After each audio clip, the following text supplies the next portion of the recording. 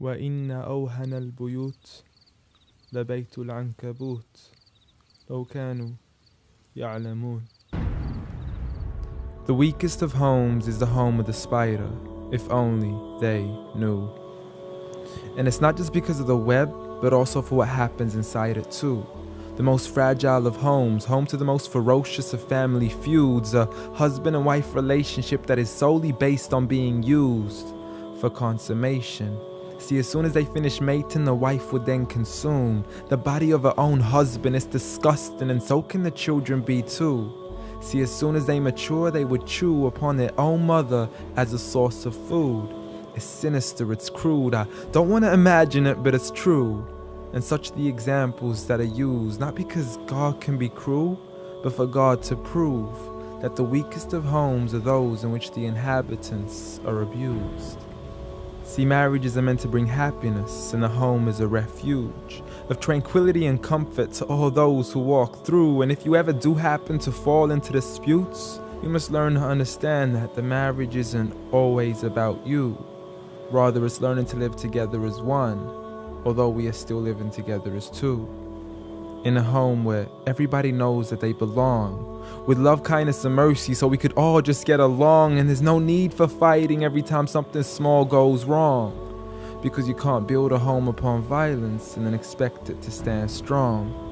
I mean, what kind of man would harm his wife in the darkness of the night, leaving her to bleed as he scars her for life, having to cover up her bruises as she tries to hide them from sight? See, he's so focused on her responsibilities, but fails to realize that he also owes her rights. See, as a husband, you're meant to provide, protect, respect, guide, and guard her. You are her garment, her lifelong partner, her Prince Charming who should charm her, her knight in shining armor. But a night has turned into a nightmare as he spends his nights trying to harm her. As she begs him on her knees, please, I need you to be calmer. I urge you, see, patience is a virtue. I never even heard you. I promise I didn't mean to hurt you. Please don't be mad. And please don't let the kids see, cause it's not right for a dad. It's sickening, it's sad that such scenes are happening in reality within the homes of so many broken families. It's a calamity that we forgot what the meaning of marriage is. Did you forget that the best of you in character is he who is best to his wife? The best of advice from the one who never harmed a servant, child, or wife in his whole entire life. Muhammad sallallahu alayhi wasallam. He was the best of examples in how to treat a woman right. See, if his wife had cooked something he had liked, he would eat it, and if he didn't, he would leave it without expressing an ounce of dislike. He would even refuse an invitation to food until his wife had also received an invite, and he would help around the house too, just to make her workload light. He was the pinnacle of being polite. And he taught us that the strongest of men is not he who knows how to fight, but rather he who restrains his anger right at the moment of strife. So have patience, brother.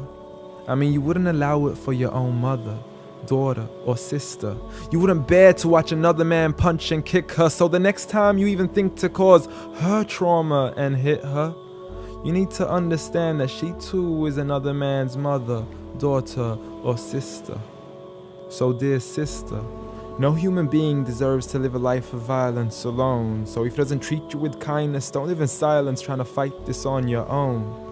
Rather seek help from God first, and don't be afraid to then pick up the phone and let your people know that you are no longer willing to live in the weakest of homes.